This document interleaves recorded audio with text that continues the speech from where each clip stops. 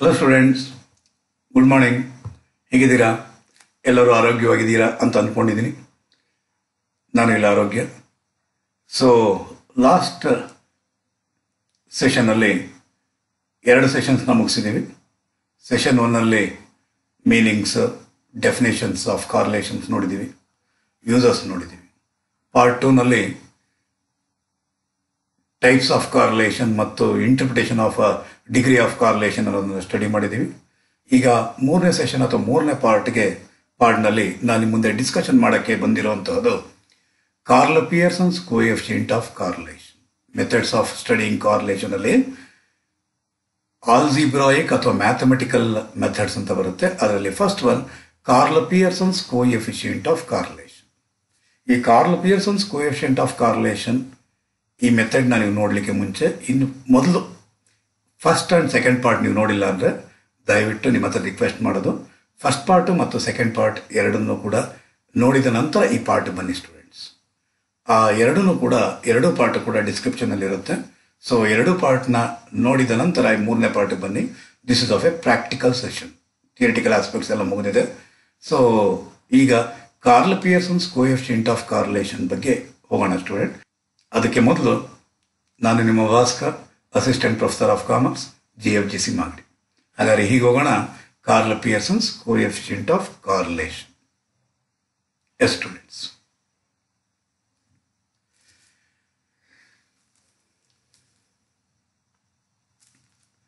Karl Pearson's coefficient of correlation ಮೆಥಡ್ನ study ಮಾಡಲಿಕ್ಕೆ ಮುಂಚೆ 2 ವೇರಿಯಬಲ್ಗಳ ನಡುವೆ ಇರುವಂತಹ ರಿಲೇಷನ್ಶಿಪ್ನ ಕ್ಯಾಲ್ಕುಲೇಟ್ ಮಾಡೋದಕ್ಕೆ ಸ್ಕ್ಯಾಟರ್ ಡಯಾಗ್ರಾಮ್ ಮೆಥಡ್ನ ಉಪಯೋಗಿಸ್ತಾ ಇದ್ರು. ಅದರಲ್ಲಿ ಸ್ಟ್ರೈಟ್ ಲೈನ್ ಫಾರ್ಮ್ ಆದ್ರೆ ಅಂದರೆ ಕರೆಕ್ಟಾಗಿ ಇನ್ಫಾರ್ಮೇಷನ್ ಕೊಡೋದು. ಆದರೆ ಅದರಲ್ಲಿರುವಂತಹ ಡ್ರಾಬ್ಯಾಕ್ಸ್ ಇದಲ್ವೋ, ಆ ಡ್ರಾಬ್ಯಾಕ್ಸ್ನ ಹೋಗಿಸ್ಲಿಕ್ಕೋಸ್ಕರ ಕಾರ್ಲ್ ಪಿಯರ್ಸನ್ ಅನ್ನೋ ಒಬ್ಬ ಬ್ರಿಟಿಷ್ ಬಯೋಮೆಟ್ರಿಷಿಯನ್ ಮತ್ತು ಸ್ಟ್ಯಾಟಿಸ್ಟಿಷಿಯನ್ ಅವರು ಒಂದು ಮ್ಯಾಥಮೆಟಿಕಲ್ ಫಾರ್ಮುಲಾನ ಇಂಟ್ರಡ್ಯೂಸ್ ಮಾಡಿದ್ರು, ಕಂಡುಹಿಡಿದ್ರು. ಅವ್ರ ನಮ್ಮ ಮುಂದೆ ತಂದಿಟ್ರು. ಅದಕ್ಕೋಸ್ಕರ ಅವರ ಹೆಸರನ್ನೇ ಆ ಕಾರ್ಲೇಷನ್ನ ಹಿಂದೆ ಹೆಸರಿಟ್ಟಿರೋದು ಪಿಯರ್ಸನ್ಸ್ ಕೋಎಫಿಷಿಯಂಟ್ ಆಫ್ ಕಾರ್ಲೇಷನ್. ಒಂದು ಮ್ಯಾಗ್ನಿಟ್ಯೂಡ್, ಒಂದು ವ್ಯಾಲ್ಯೂ, ಮ್ಯಾಥಮೆಟಿಕಲ್ ವ್ಯಾಲ್ಯೂ ಸ್ಕ್ಯಾಟರ್ ಡಯಾಗ್ರಾಮಲ್ಲಿ ಸಿಗ್ತಾ ಇರಲಿಲ್ಲ.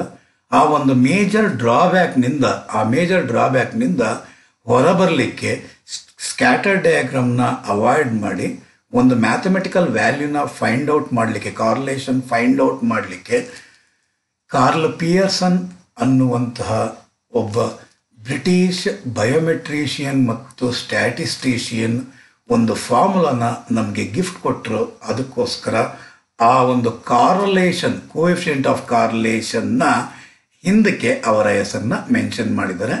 ಅದನ್ನೇ ನಾವೇನಂತ ಕರಿತೀರ, Carl Pearson's coefficient of correlation. ಅದಕ್ಕೆ ಇನ್ನೊಂದು ಹೆಸರಿದೆ, ಕಾರ್ಲ್ ತೆಗೆದಾಕಿ ಪಿಯರ್ಸೋನಿಯನ್ಸ್ ಕೋಎಫಿಷಿಯಂಟ್ ಆಫ್ ಕಾರ್ಲೇಷನ್ ಅಂತಲೂ ಕೂಡ ಕರಿತೀವಿ, ಅಥವಾ ಪಿಯರ್ಸನ್ಸ್ ಕೋಎಫಿಷಿಯಂಟ್ ಆಫ್ ಕಾರ್ಲೇಷನ್ ಅಂತ ಕೂಡ ಕರಿತೀವಿ ನಾವು. ಸೊ ಈ ಕಾರ್ಲೇಷನ್ನ ಡಿನೋಟ್ ಮಾಡೋದು ಮೊದಲೇ ಹೇಳಿದಾಗೆ ಸ್ಮಾಲ್ ಆರ್ನ ಮುಖಾಂತರವಾಗಿ ಡಿನೋಟ್ ಮಾಡ್ತೀವಿ. ಸ್ಮಾಲ್ ಆರ್ನ ಮುಖಾಂತರವಾಗಿ ಡಿನೋಟ್ ಮಾಡ್ತೀವಿ. Pearson's coefficient of correlation is defined as what? Ratio of covariation between 2, that is X and Y variables. 2 ವೇರಿಯಬಲ್ಗಳ ನಡುವೆ ಇರುವಂತಹ ರೇಷಿಯೋ ಆಫ್ ಕೋವೇರಿಯೇಷನ್ನ ನಿರ್ಮಿಸುವಂತಹದನ್ನೇ ನಾವೇನಂತ ಕರಿತೀರ, ಕೋಎಫಿಷಿಯಂಟ್ ಆಫ್ ಕಾರ್ಲೇಷನ್ ಅಂತ ಹೇಳ್ತೀವಿ ಸ್ಟೂಡೆಂಟ್ಸ್. ಹಾಗಾದರೆ Pearson's coefficient of correlation is defined as the ratio of covariation between 2 variables, that is X and Y. What? Carl Pearson's coefficient of correlation is defined as the ratio of covariation between 2 variables, that is x and y ಅಂತಾನೆ ಹೇಳ್ಬೋದು. ಆ ಒಂದು ಫಾರ್ಮುಲಾನ equation to determine the Carl-Pearson's coefficient of correlation, that is formula, correlation equals sigma xy divided by square root of sigma x square into sigma y square. ಅಂದರೆ ಬರೆಯೋ ರೀತಿಯಲ್ಲಿ correlation equals sigma xy divided by square root of sigma x square into sigma y square. So ಈ ಫಾರ್ಮುಲಾನ Karl-Pearson's coefficient of correlation, ಅದು ಕೂಡ direct method ಅಂತ ಕೂಡ ಹೇಳ್ತೀವಿ. ಇದು ಡೈರೆಕ್ಟ್ ಮೆಥಡ್ನಲ್ಲಿ ಕ್ಯಾಲ್ಕುಲೇಷನ್ ಮಾಡುವಂಥದ್ದು ಸಿಂಪಲ್ ಫಾರ್ಮುಲಾ. ಸೊ ಒಂದು ಇಲ್ಲುಸ್ಟ್ರೇಷನ್ನ, ಒಂದು ಪ್ರಾಬ್ಲಮ್ನ ತಗೊಂಡು ಸಾಲ್ವ್ ಮಾಡಿದ್ರೆ ಯಾವ ರೀತಿ ಇರುತ್ತೆ ಅಂದ್ಬಿಟ್ಟಿದೆ. ಆ ಪ್ರಾಬ್ಲಮ್ಗೆ ಹೋಗಲಿಕ್ಕೆ ಮುಂಚೆ ಒಂದ್ಸಲಿ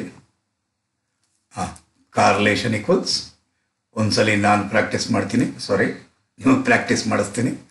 correlation equals sigma X Y divide by square root of sigma X square into sigma Y square. ಇಷ್ಟೇನಾ ಸರ್? ಅಷ್ಟೇ, ವೆರಿ ಸಿಂಪಲ್.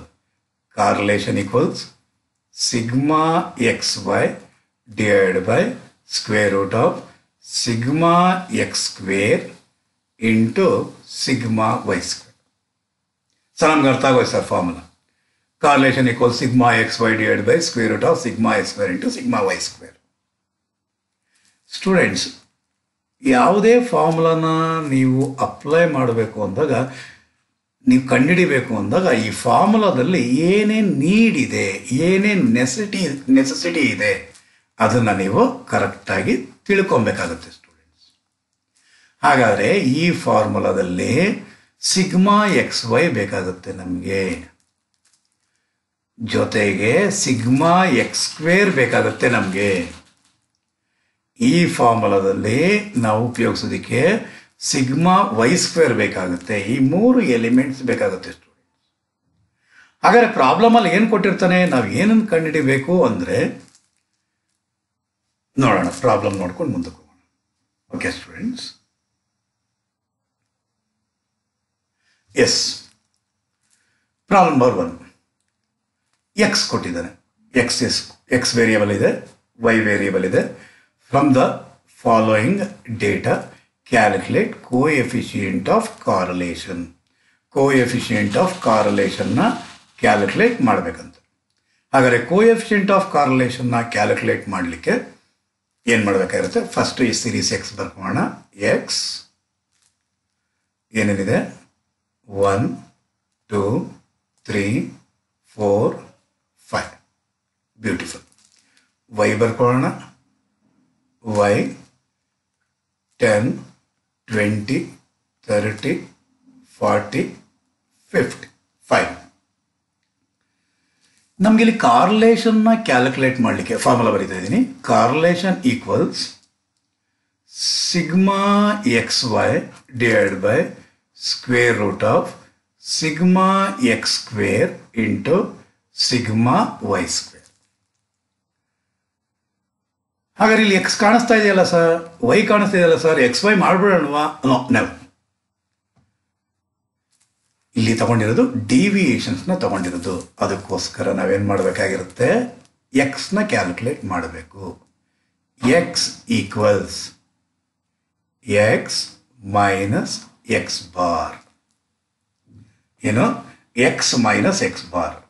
ಆಲ್ರೆಡಿ ನೀವೇನು ಮಾಡಿದ್ದೀರಾ, ಹಿಂದಿನ ಸೆಮಿಸ್ಟ್ರಲ್ಲಿ ಅರ್ಥಮೆಟಿಕ್ ಮೀನ್ನ ಕ್ಯಾಲ್ಕುಲೇಟ್ ಮಾಡೋದು ಕಲ್ತ್ಕೊಂಡಿದ್ದೀರಾ. ಯಾವ ರೀತಿ ಅಂದರೆ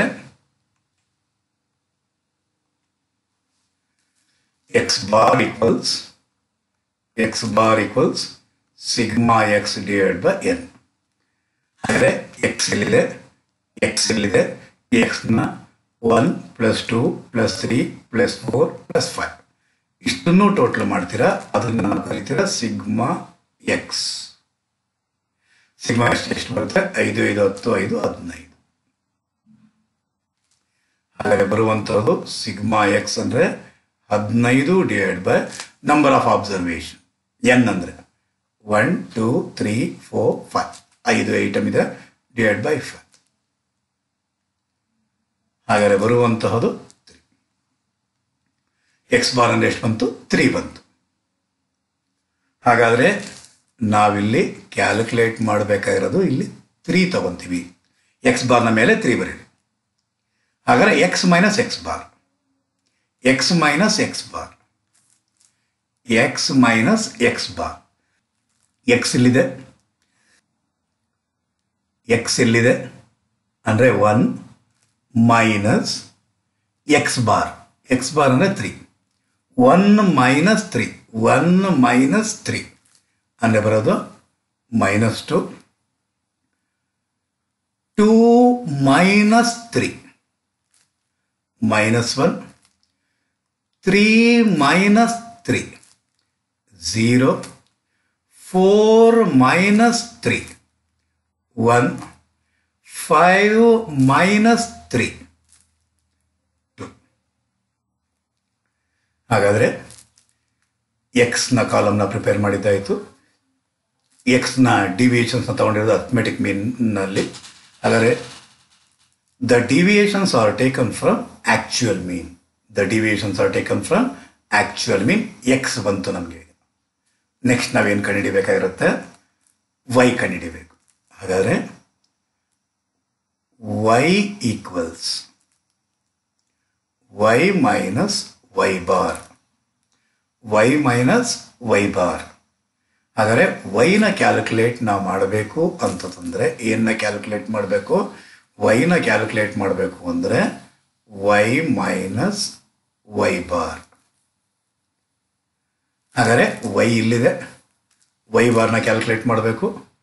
Y bar equals sigma Y divide by N. Sigma Y ಅಂದರೆ ವೈ ಕಾಲಮ್ನ ಟೋಟಲ್ ಹಾಕಬೇಕು. 10, 20, 30, 40, 50 ಅಂದರೆ ಬರೋದು ಸಿಗ್ಮಾ ವೈ ಬರೋದು 150. ಹಾಗಾದರೆ 150 ಡಿವೈಡ್ ಬೈ 5 ಅಂದರೆ ಬರೋದು 30. ವೈ ಬಾರ್ ಬರೋದು 30. ಆ 30ನ ಇಲ್ಲಿ ಬರೆದು ಬಿಡೋಣ ಸ್ಟೂಡೆಂಟ್ಸ್, 30. ಹಾಗಾದ್ರೆ ಇವಾಗ ಮಾಡಬೇಕಾರೋದು ವೈ ನಮಗೆ ಬೇಕು ಅಂದ್ರೆ ಏನು ಮಾಡಬೇಕು? ವೈ ಮೈನಸ್ ವೈ ಬಾರ್ ಅಂದರೆ 30 ಅಂದರೆ 10 ಮೈನಸ್ 30. 10 ಮೈನಸ್ 30 ಅಂದರೆ -20. 20 ಮೈನಸ್ 30 ಅಂದರೆ ಬರೋದು -10. 30 ಮೈನಸ್ 30 ಅಂದರೆ ಬರೋದು 0. 40 ಮೈನಸ್ 30 ಅಂದರೆ ಬರೋದು +10. 50 ಮೈನಸ್ 30 ಮಾಡಿದ್ರೆ ಬರೋದು +20.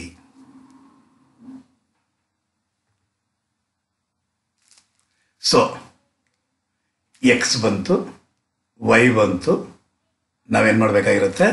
ಎಕ್ಸ್ ವೈನ ಕ್ಯಾಲ್ಕುಲೇಟ್ ಮಾಡೋಣ ಸ್ಟೂಡೆಂಟ್ಸ್. ಎಕ್ಸ್ ವೈ, ಎಕ್ಸ್ ಇಲ್ಲಿದೆ, ವೈ ಇಲ್ಲಿದೆ. ಹಾಗಾದರೆ ಎಕ್ಸ್ ಕಾಲಮ್ ಮತ್ತು ವೈ ಕಾಲಮ್ ಇವೆರಡನ್ನೂ ಮಲ್ಟಿಪ್ಲೈ ಮಾಡೋದು ಎಕ್ಸ್ ವೈ ಬರುತ್ತೆ. ಹಾಗಾದರೆ 2 × 20 ಸೈನ್ನ ನೋಡ್ಕೊಳ್ಳಿ. Most important students, minus into minus plus ಆಗಿರುತ್ತೆ. 2 × 20 ಅಂದರೆ ಬರೋದು 40. 1 × 10 10 0. 10 × 1 10. 20 × 2 40. ಎಕ್ಸ್ ವೈ ಕ್ಯಾಲ್ಕುಲೇಷನ್ ಮಾಡಿದ್ದಾಯಿತು. 40 × 50 40 × 50 50 50 100. ಏನಿದು? ಸಿಗ್ಮಾ ಎಕ್ಸ್ ವೈ ಎಷ್ಟು? 100. ಓಕೆ, ನೆಕ್ಸ್ಟ್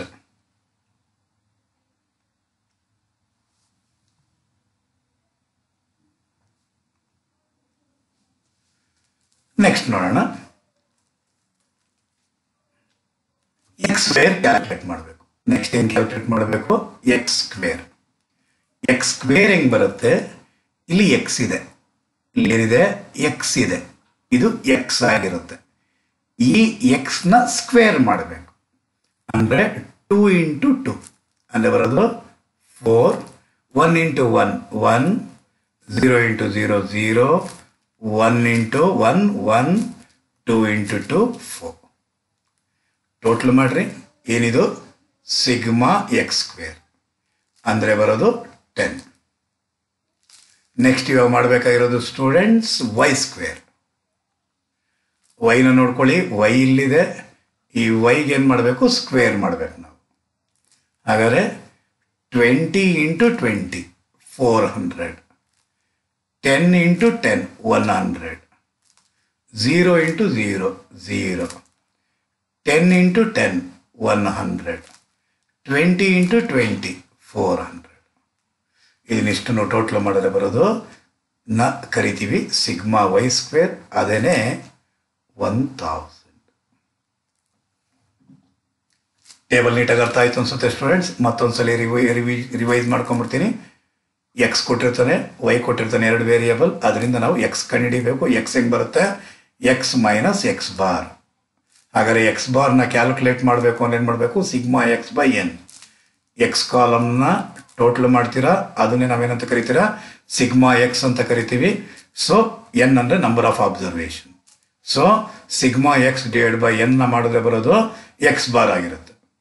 ಆ ಎಕ್ಸ್ ಬಂದ ಮೇಲೆ ಆ ಅರ್ಥಮೆಟಿಕ್ ಮೀನ್ನಲ್ಲಿ ಎಕ್ಸ್ ಅನ್ನೋ ಡಿವಿಯೇಷನ್ಸ್ ಏನಿದೆಯೋ ಅದನ್ನೆಲ್ಲ ಎಕ್ಸ್ ಬಾರ್ನಲ್ಲಿ ಕಳೆದ್ರೆ ಅಂದರೆ ಬರುವಂಥ ಫಿಗರ್ಸ್ನ ಹೇಳ್ತೀರಾ, ಅದೇ the deviations taken from X ಆಗಿರುತ್ತೆ. ಆ ಎಕ್ಸ್ನ ಎಕ್ಸ್ ಸ್ಕ್ವೇರ್ ಮಾಡ್ತೀರಾ, ಸ್ಕ್ವೇರ್ ಮಾಡಬೇಕಾಗಿರುತ್ತೆ. ನೆಕ್ಸ್ಟ್ ವೈನ ಮಾಡುವಂಥದ್ದು ಯಾವ ರೀತಿ? ವೈ ಬಾರ್ನ ಕ್ಯಾಲ್ಕುಲೇಟ್ ಮಾಡಬೇಕು. ವೈ ಬಾರ್ ಯಾಕೆ ಬರುತ್ತೆ? Sigma Y divide by N. ಅಂದರೆ ಸಿಗ್ಮಾ ವೈ ಅಂದರೆ ಬರೋದು 150, 150 ಡಿವೈಡ್ ಬೈ 5 ಅಂದರೆ ಬರೋದು 30. ಆ 30ಯಲ್ಲಿ ಯಾವುದೋ ವೇರಿಯಬಲ್ ವೈನ ಕಳಿತೀರ, ವೈ ಮೈನಸ್ ವೈ ಬಾರ್ ಮಾಡ್ತೀರ, ಅದನ್ನು ವೈ ಸ್ಕ್ವೇರ್ ಮಾಡ್ತೀರಾ. ಈ ಎಕ್ಸು ಮತ್ತು ವೈನ ಇವೆರಡನ್ನು ಮಲ್ಟಿಪ್ಲೈ ಮಾಡ್ತೀರಾ, ಎಕ್ಸ್ ವೈ ಬರುತ್ತೆ. ಇದೇ ಟೇಬಲ್ ಸ್ಟೂಡೆಂಟ್ಸ್. ಈ ಟೇಬಲ್ನ ಮಾಡಿದ ನಂತರ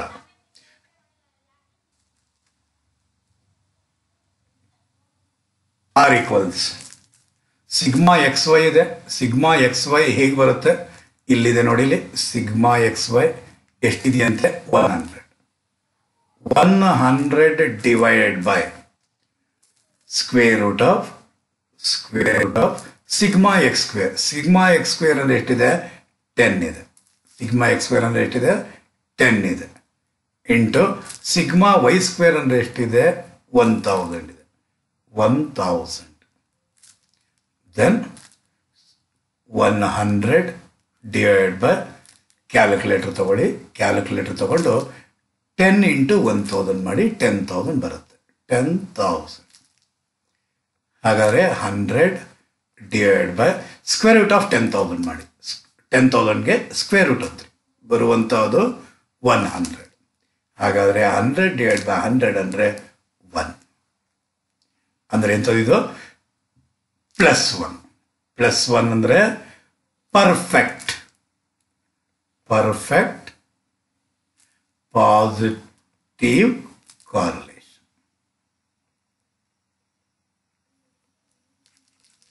ಪರ್ಫೆಕ್ಟ್ ಪಾಸಿಟಿವ್ ಕಾರ್ಲೇಷನ್. ಇಷ್ಟೇ ಸ್ಟೂಡೆಂಟ್ಸ್ ಮಾಡಬೇಕಾಗಿರೋದು. ಅರ್ಥ ಆಗಿದ್ದೀನಿ ಅನ್ಕೊಂಡಿದ್ದೀನಿ. ಈಗ ಹೋಗೋಣ problem number 2. Okay students, first problem ಅರ್ಥ ಆಗಿದೆ ಅಂತ ಅಂದ್ಕೊಂಡಿದ್ದೀನಿ. ಸೊ ಇನ್ನೂ ಡೌಟ್ ಇದ್ರೆ ಅಂದರೆ ಈ ಎರಡನೇ ಪ್ರಾಬ್ಲಮ್ ಸಾಲ್ವ್ ಮಾಡ್ತೀನಿ. ಈಗ ಒಂದು ಸ್ವಲ್ಪ ಅರ್ಥ ಮಾಡ್ಕೊಳ್ಳೋಕೆ ಪ್ರಯತ್ನ ಪಡಿ. So problem number 2, find the correlation coefficient between sales and advertisement expenditure. ಹಾಗಾದರೆ ಯಾವುದರ ನಡುವೆ ಕಾರ್ಲೇಷನ್ ಕಂಡುಹಿಡಿಬೇಕಂತೆ? ಬಿಟ್ವೀನ್ ಅಂದರೆ ನಡುವೆ. ಯಾವುದರ ನಡುವೆ? ಸೇಲ್ಸ್. ಹಾಗಾದರೆ ಸೇಲ್ಸ್ನ ನಾವು ಎಕ್ಸ್ ವೇರಿಯಬಲ್ ಅಂದ್ಕೊಳ್ಳೋಣ. ಆಮೇಲೆ ಅಂಡ್ ಆದಮೇಲೆ ಇದೆ ಅಲ್ವಾ, ಅದು ಯಾವುದಿರೋದು? Advertisement expenses. ಅದನ್ನು ನಾವೇನು ಅಂದ್ಕೊಳ್ಳೋಣ? ವೇರಿಯಬಲ್ ವೈ ಅಂತ ಅಂದ್ಕೊಳ್ಳೋಣ. ಹಾಗಾದರೆ ಎಕ್ಸ್ ವೇರಿಯಬಲ್ ಏನೇನಿದೆ? ಎಕ್ಸ್ ವೇರಿಯಬಲ್ ಅಂದರೆ ಸೇಲ್ಸ್. ಆ ಸೇಲ್ಸ್ ಇದೆ ನೋಡಿ ಇಲ್ಲಿ 65, 66, 67, 68,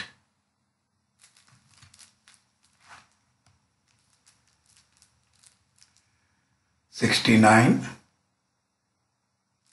70, 71, 72 and 73. So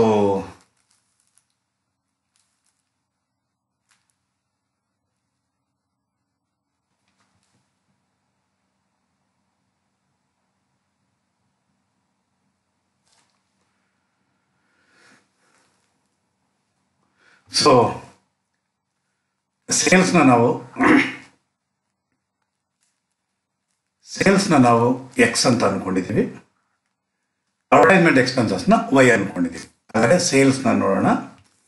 ಸೇಲ್ಸ್ನ ನಾವು ಎಕ್ಸ್ ಅಂತ ಅನ್ಕೊಂಡಿದ್ದೀವಿ. ಏನೇನು ಅಂತ ನೋಡೋಣ.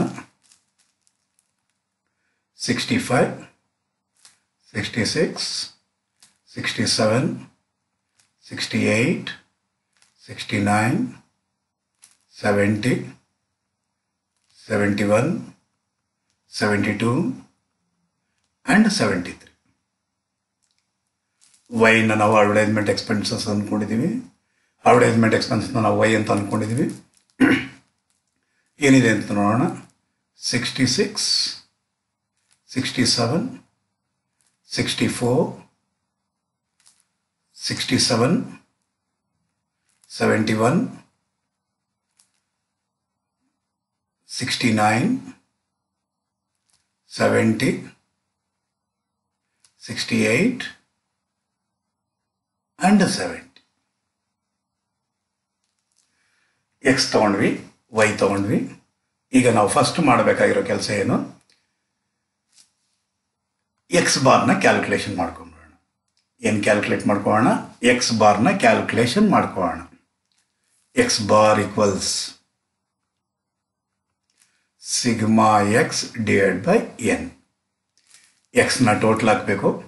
ಎಕ್ಸ್ನ ಟೋಟಲ್ ಹಾಕಿದ್ರೆ ಬರುವಂತಹದ್ದು X bar equals sigma X ಅಂದರೆ 621 divide by number of items ಎಷ್ಟು ಅಂತ ನೋಡೋಣ. 1, 2, 3, 4, 5, 6, 7, 8, 9 ಡಿವೈಡ್ ಬೈ 9 ಅಂದರೆ ಎಕ್ಸ್ ಬಾರ್ ಈಕ್ವಲ್ಸ್ ಎಷ್ಟು ಬರುತ್ತೆ ಅಂದರೆ, ಒಂದು ಸೆಕೆಂಡ್, 621 ಡಿವೈಡೆಡ್ ಬೈ 9 ಬರುವುದು 69. X bar equal 69. ಸೊ ಈಗೇನು ಮಾಡಬೇಕಾದ್ರೆ ನಾವು ಎಕ್ಸ್ ಡಿವಿಯೇಷನ್ಸ್ನ ತೊಗೊಬೇಕು. Deviations taken from arithmetic mean ಅಂದರೆ actual mean. X equals X minus X bar. X bar ಇರೋದನ್ನ ಇಲ್ಲಿ ತಲೆ ಮೇಲೆ ಬರ್ಕೊಳ್ಳಿ ಅಂತ ಹೇಳ್ತಾ ಇದ್ದೀನಿ ನಾನು. 69. ಹಾಗಾದ್ರೆ ಈಗ ಏನು ಮಾಡಬೇಕಾಗಿರುತ್ತೆ? 65 ಎಕ್ಸ್ ಮೈನಸ್ ಎಕ್ಸ್ ಬಾರ್ ಮಾಡಬೇಕು. ಎಕ್ಸ್ ಅಂದರೆ 65 ಮೈನಸ್ 69. 65 ಮೈನಸ್ 69 ಅಂದರೆ ಬರೋದು -4. ನೆಕ್ಸ್ಟ್ 66 ಮೈನಸ್ 69 ಅಂದರೆ ಬರೋದು -3. 67 ಮೈನಸ್ 69 ಅಂದರೆ ಬರೋದು -2. 68 ಮೈನಸ್ 69 ಅಂದರೆ ಬರೋದು -1. 69 ಮೈನಸ್ 69 ಅಂದರೆ ಬರೋದು 0. 70 ಮೈನಸ್ 69 ಅಂದರೆ ಬರೋದು 1. 71 ಮೈನಸ್ 69 ಅಂದರೆ ಬರೋದು 2. 72 ಮೈನಸ್ 69 ಅಂದರೆ ಬರೋದು 3. 73 ಮೈನಸ್ 69 ಅಂದರೆ ಬರೋದು 4. ಹಾಗಾದರೆ ಡಿವಿಯೇಷನ್ಸ್ ತೊಗೊಂಡಿದ್ದಾಯಿತು. ಸೊ ನಾವು ಮಾಡಬೇಕಾಗಿರುವಂಥ ಕೆಲಸ ಈಗೇನು? ವೈ ಬಾರ್ನ ಕ್ಯಾಲ್ಕುಲೇಟ್ ಮಾಡಬೇಕು ಸ್ಟೂಡೆಂಟ್ಸ್. ಹಾಗಾದರೆ Y bar equals sigma Y divide by N. ಹಾಗಾದರೆ ವೈ ಕಾಲಮ್ ಇಲ್ಲಿದೆ, ಅದನ್ನು ಟೋಟಲ್ ಹಾಕಬೇಕಾಗಿರುತ್ತೆ. ಏನೇನು? 66 plus 67 plus 64 plus 67 plus 71 plus 69 plus 70 plus 68 plus 70. Yes, ಬಂದಿದ್ದು ಸಿಗ್ಮಾ ವೈ ಬಂದಿರುವುದು 612. ಹಾಗಾದರೆ ಬರೋದು 612 divide by number of items ಎಷ್ಟಿದೆ? 9 ಇದೆ. ಸೊ 612 ಡಿವೈಡ್ ಬೈ 9 ಅಂದರೆ ಬರೋದು 68. ವೈ ಬಾರ್ ಬಂದಿರೋದು 68. ಹಾಗಾದರೆ ವೈ ಬಾರ್ ಬಂದಿದೆ ಅಂದರೆ ನಾವೇನು ಮಾಡಬೇಕಾಗಿರುತ್ತೆ? Y equals Y minus Y bar, Y minus Y bar. ಹಾಗಾದ್ರೆ ಇಲ್ಲಿ ವೈ ಬಾರ್ನ ಅಲ್ಲಿ ಬರ್ಕೊಂಡ್ಬಿಡ್ಬೇಕಾಗಿರುತ್ತೆ. ವೈ ಬಾರ್ ಎಷ್ಟು? 68. ಇಲ್ಲಿ ಮೇಲ್ಗಡೆ ಬರ್ಕೊಂಡಿರ್ರಿ 68. ಹಾಗಾದರೆ ವೈಯಿಂದ ವೈ ಬಾರ್ನ ಕಂಡುಹಿಡಿಯಬೇಕು. ಈ ವೈಯಿಂದ ವೈ ಬಾರ್ನ ಡಿಡಕ್ಟ್ ಮಾಡಬೇಕು. 66 minus 68. Dear students, be careful. ಬಾಯಿನಲ್ಲೇ ಕ್ಯಾಲ್ಕುಲೇಟ್ ಮಾಡೋ ಹಾಗಿರುತ್ತೆ, ಕರೆಕ್ಟಾಗಿ ತಪ್ಪು ಮಾಡೋಕ್ಕೆ ಅವಕಾಶ ಇರುತ್ತೆ. ಸೈನ್ಗಳಲ್ಲಿ ವ್ಯತ್ಯಾಸ ಮಾಡಿಬಿಡ್ತೀರ ಸ್ಟೂಡೆಂಟ್ಸ್. Be careful. ನಾನು ಭಾಳಷ್ಟು ಸಲ ಹೇಳ್ತಾ ಇದ್ದೀನಿ, ಬಿ ಕೇರ್ಫುಲ್. 66 ಮೈನಸ್ 68 ಅಂದರೆ ಬರೋದು -2. 67 ಮೈನಸ್ 68 ಅಂದರೆ ಬರೋದು -1. 64 ಮೈನಸ್ 68 ಅಂದರೆ ಬರೋದು -4. 67 ಮೈನಸ್ 68 ಅಂದರೆ ಬರೋದು -1. 71 ಮೈನಸ್ 68 ಅಂದರೆ ಬರೋದು +3. 69 ಮೈನಸ್ 68 ಅಂದರೆ ಬರೋದು 1. 70 ಮೈನಸ್ 68 ಅಂದರೆ ಬರೋದು 2. 68 ಮೈನಸ್ 68 ಅಂದರೆ ಬರೋದು 0. 70 ಮೈನಸ್ 68 ಅಂದರೆ ಬರೋದು 2. ಸೊ ಡಿವಿಯೇಷನ್ಸ್ನ ತಗೊಂಡಾಗ ಇದು ಆಗಿದೆ ಸ್ಟೂಡೆಂಟ್ಸ್. ಒಂದ್ಸಲಿ ಕ್ಲಾರಿಫಿಕೇಶನ್ಗೋಸ್ಕರ ಇದನ್ನು total ಹಾಕೊಂಬಿಡಿ. If the deviations are taken from actual mean, the sum of these deviations will always be equal to 0. ಅಂದರೆ ಆ್ಯಕ್ಚುಯಲ್ ಮೀನಿಂದ ನಾವೇನಾದ್ರು ಡಿವಿಯೇಷನ್ಸ್ ಏನಾದ್ರು ತಗೊಂಡಿದ್ರೆ ಈ ಎಲ್ಲದರ ಸಮ್ ಅಂದರೆ ಟೋಟಲ್ ಮಾಡಿದ್ರೆ ನಮ್ಗೆ ಯಾವಾಗಲೇ ಹಾಕ್ಕೊಳ್ಳಿ 0ನೇ ಬರಬೇಕು. ನೋಡೋಣ. 1 + 2 + 3 + 4 ಅಂದರೆ ಬರೋದು 9. ಮೈನಸ್ ಮಾಡಿದ್ರೆ -1 -2 -3 -4 ಮಾಡಿದ್ರೆ 0ನೇ ಬರುತ್ತೆ. ಅದೇ ರೀತಿಯಲ್ಲಿ ಇಲ್ಲಿ ಬರುತ್ತಾ ಅಂತ ನೋಡಿ ಸ್ಟೂಡೆಂಟ್ಸ್. ಇಲ್ಲೊಂದ್ಸಲಿ ಮೈನಸ್ಗಳು ನೋಡ್ಬಿಡೋಣ. -1 -2 ಅಂದರೆ -3, -3 -4 ಅಂದರೆ ಬರೋದು -7, -7 -1 ಅಂದರೆ ಬರೋದು -8. ಈ -8ನಲ್ಲಿ ಈ ಪ್ಲಸ್ ಇರೋದನ್ನು ಲೆಸ್ ಮಾಡಬೇಕಾಗಿರುತ್ತೆ. -8 ಬಂದಿದೆ, ಇದನ್ನೊಂದ್ಸಲಿ ಕೊಡ್ಬಿಡೋಣ. 2 2 4 1 5 3 8. -8 + 8 ಯಾವಾಗಲೂ 0ನೇ ಆಗಬೇಕು. If the deviations are taken from actual mean. ಇದ್ರ ಸಮ್ ಯಾವಾಗಲೇ ಹಾಕ್ಕೊಳ್ಳಿ. ಏನು ಮಾಡಬೇಕು? ಏನಾಗಿರುತ್ತೆ? 0ನೇ ಆಗಿರುತ್ತೆ. ಅಕಸ್ಮಾತ್ ಏನಾದ್ರು ನಂಬರ್ ಏನಾದ್ರು ಬಂದಿತ್ತು ಅಂದ್ಕೊಳ್ಳಿ, ಬೇರೆ ಅದರ್ ದ್ಯಾನ್ 0 ಬಂತು ಅಂದರೆ ಎಲ್ಲೋ ಎಡವಟ್ ಮಾಡಿದ್ದೀರಾ, ಮತ್ತೆ ಇನ್ನೊಂದ್ಸಲಿ ವೆರಿಫೈ ಮಾಡ್ಕೊಳ್ಳಿ ಅಂದ್ಬಿಟ್ಟು ಅರ್ಥ. ನಾನು ನಿಮ್ಗೆ ಅಡ್ವೈಸ್ ಮಾಡೋದೇನೆಂದರೆ, ಎಕ್ಸಾಮಿನೇಷನ್ ಪಾಯಿಂಟ್ ಆಫ್ ವ್ಯೂ ಒಂದು ಪ್ರಾಬ್ಲಮ್ ಕೊಟ್ಟಿರೋದಕ್ಕೆ 99.99% ಚಾನ್ಸ್ ಇರೋದ್ರಿಂದ ಇದನ್ನು ಟೋಟಲ್ ಮಾಡೋದಕ್ಕೆ ಅಷ್ಟೊಂದೇನು ಟೈಮ್ ಹಿಡಿಯಲ್ಲ ಅಂತ ನನ್ನ ಭಾವನೆ ಸ್ಟೂಡೆಂಟ್ಸ್. ಟೋಟಲ್ ಮಾಡೋದಕ್ಕೆ ಅಷ್ಟೊಂದೇನು ಟೈಮ್ ಹಿಡಿಯೋದಿಲ್ಲ. ಸೊ ಅದಕ್ಕೋಸ್ಕರ ಇದನ್ನು ಟೋಟಲ್ ನೀವು ಮಾಡ್ಕೊಂಬಿಡಿ.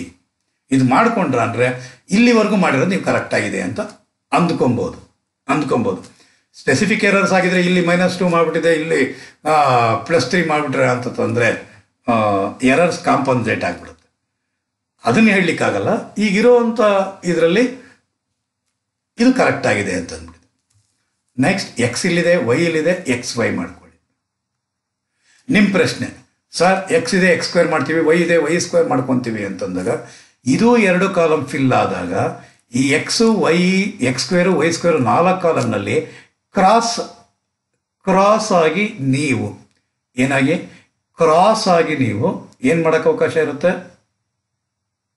ನಂಬರ್ಸ್ನ ಮಲ್ಟಿಪ್ಲೈ ಮಾಡೋಕ್ಕೆ ಅವಕಾಶ ಇರುತ್ತೆ. ಅದಕ್ಕೋಸ್ಕರ ಇರೋದೇ 2 ನಂಬರ್ ಆಗಿರೋದ್ರಿಂದ ನೀವು ಹಾಂ, ಇವೆರಡನ್ನೂ ಮೊದಲೇ ಮಲ್ಟಿಪ್ಲೈ ಮಾಡ್ಕೊಂಬಿಡಿ ಅಂತ ಸಜೆಷನ್ ಕೊಡ್ತಾ ಇದ್ದೀನಿ. ನೀವು ಎಕ್ಸ್ ಸ್ಕ್ವೇರ್ ಮಾಡಿಕೊಂಡು ವೈ ಸ್ಕ್ವೇರ್ ಮಾಡಿಕೊಂಡು ಆಮೇಲೆ ಬೇಕಾದ್ರೆ ಎಕ್ಸ್ ವೈ ಮಾಡಬಹುದು ಸ್ಟೂಡೆಂಟ್ಸ್. ಓಕೆ, ನಾನು ಟಿಕ್ ಮಾರ್ಕ್ ಮಾಡಿರೋದು ನಿಮಗೆ ಕನ್ಫ್ಯೂಷನ್ ಅರೈಸ್ ಆಗ್ಬೋದು, ಸೊ ಅದಕ್ಕೋಸ್ಕರ ಎರೇಸ್ ಮಾಡಿದ್ದೀನಿ. ಓಕೆ, ಈಗೀಗ -4 -2 -4 -2 8 -3 -1 ಅಂದರೆ 3 ಮಲ್ಟಿಪ್ಲೈ ಏನೋ ನೀವು ಈ ರೀತಿ ಚಿಕ್ಕ ಚಿಕ್ಕ ಸಂಖ್ಯೆಗಳು ಬಂದಾಗ -3 -1 -4 ಅಂತ ಹೇಳೋಕ್ಕೆ ಅವಕಾಶಗಳು ಜಾಸ್ತಿ ಇರುತ್ತೆ. ಬೆಟರ್ ಕ್ಯಾಲ್ಕುಲೇಟ್ರಲ್ಲಿ ಮಾಡಿ.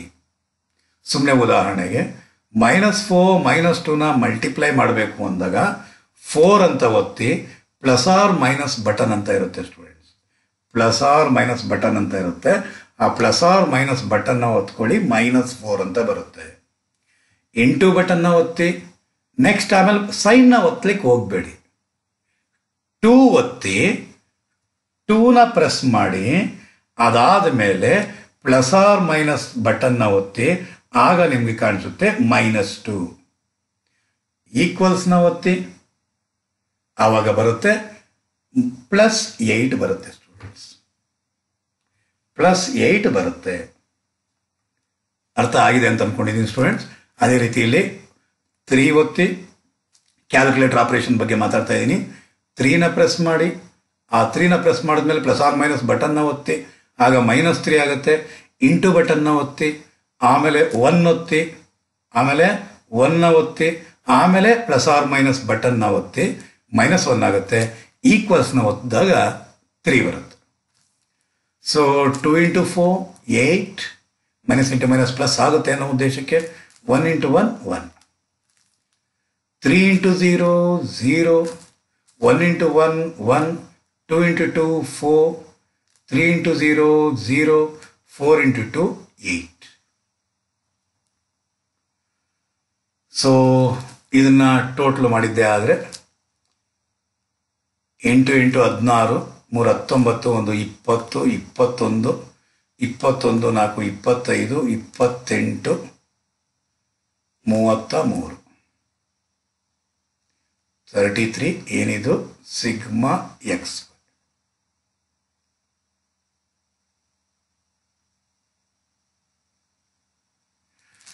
ನೆಕ್ಸ್ಟ್ ಎಕ್ಸ್ ಸ್ಕ್ವೇರ್ ಮಾಡೋಣ.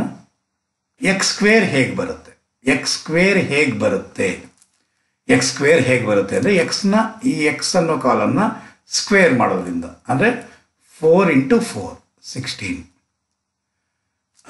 ಇಲ್ಲಿ ಗಮನ ಹರಿಸ್ಬೇಕಾಗಿರೋದು ಎಕ್ಸ್ ವೈ ಕಾಲಮ್ ಬೇಕು ಅಂದರೆ, ಈ ಎಕ್ಸ್ ವೈ ಕಾಲಮ್ ಬೇಕು ಅಂದರೆ ಪ್ಲಸ್ ಅಥವಾ ಮೈನಸ್ ಸಿಂಬಲ್ಗಳು, ಪ್ಲಸ್ ಅಥವಾ ಮೈನಸ್ ಸಿಂಬಲ್ಗಳು ಬರಬಹುದು. ಆದರೆ ಎಕ್ಸ್ ಸ್ಕ್ವೇರ್ ಮತ್ತು ವೈ ಸ್ಕ್ವೇರ್ನಲ್ಲಿ ಮೈನಸ್ ಸಿಂಬಲ್ ಬರಲ್ಲ. ಏನೇ ಇದ್ರೂ ಕೂಡ ಅದು ಸ್ಕ್ವೇರ್ ಮಾಡ್ತಾ ಇದ್ದ ಹಾಗೆ ಪಾಸಿಟಿವೇ ಇರುತ್ತೆ students. Be careful. So 3 3s are 9, 2 2s are 4, 1 1 × 1 1, 0, 1 × 1 1, 2 × 2 4, 3 × 3 9, 4 × 4 16. ಇದನ್ನ ಟೋಟಲ್ ಮಾಡಿದ್ದೆ ಆದರೆ 14 6 20 10 30 30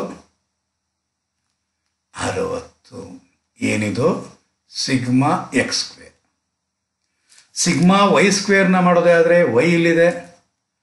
2 × 2 4, 1 × 1 1, 4 × 4 16, 1 × 1 1, 3 × 3 9, 1 × 1 1, 2 × 2 4, 0 × 0 0, 2 × 2 4. ಇದನ್ನು ಆ್ಯಡ್ ಮಾಡಿದ್ದೆ ಆಯಿತು ಅಂದರೆ 14 6 20 21 31 32 8 40. ಏನಿದು sigma Y square. Yes students, ಈಗ ಜಸ್ಟ್ ನಾವು ಫಾರ್ಮುಲಾಗೆ ಅಪ್ಲೈ ಮಾಡುವಂತಹ ಟೈಮ್. ಅಪ್ಲೈ ಮಾಡಿದ್ದೆ ಆದರೆ ಅಪ್ಲೈ ಮಾಡಿದ್ದೆ ಆದರೆ ಏನು ಬರುತ್ತೆ ಅಂತ ನೋಡೋಣ. ಮೊದಲು ಫಾರ್ಮುಲಾ ಬರೆಯೋಣ. Correlation equals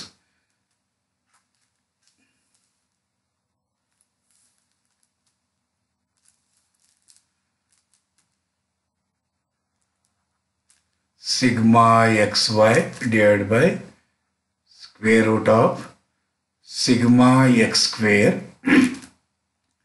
into sigma y square. So apply ಮಾಡಿದ್ದೆ ಆದರೆ ಸಿಗ್ಮಾ ಎಕ್ಸ್ ವೈ ಎಷ್ಟಿದೆ ಇಲ್ಲಿ ಕಾಣಿಸ್ತಾ ಇದೆ ನೋಡಿ, ಇಲ್ಲಿ 33 ಅಂದರೆ 33 divided by square root of sigma X square. Sigma X square ಎಷ್ಟಿದೆ 60 ಇದೆ, ಇಂಟು ಸಿಗ್ಮಾ ವೈ ಸ್ಕ್ವೇರ್ ಎಷ್ಟಿದೆ ನೋಡಿ 40 ಇದೆ. ಹಾಗಾದರೆ 33 ಡಿವೈಡೆಡ್ ಬೈ ಏನು ಮಾಡಬೇಕಾಗಿರುತ್ತೆ, ಮಲ್ಟಿಪ್ಲೈ ಮಾಡಬೇಕಾಗಿರುತ್ತೆ 60 into 40. So square root of 2400. 33 divided by square root ತೋಣ, ಅದಕ್ಕೆ ಸ್ಕ್ವೇರ್ ರೂಟ್ 48.989 ಅಂತ ಇದೆ, 9897. So correlation equals 33 divided by 48.98979 ಅಂದರೆ ಬರೋದು ಕಾರ್ಲೇಷನ್ ಈಕ್ವಲ್ಸ್ 0.6736. ಯಾವ ರೀತಿಯಲ್ಲಿದೆ ಇದು? ಸಿಂಬಲ್ ಏನು ಇಲ್ಲ ಅಂದರೆ ಪ್ಲಸ್ ಇದೆ ಅಂದ್ಬಿಟ್ಟಿದೆ. ಸೊ ಕಾರ್ಲೇಷನ್ ವ್ಯಾಲ್ಯೂ ಕಂಡುಹಿಡಿದ್ವಿ. ಈಗ ನಾವು ಇಂಟರ್ಪ್ರಿಟೇಷನ್ ಮಾಡಬೇಕಾಗಿತ್ತು.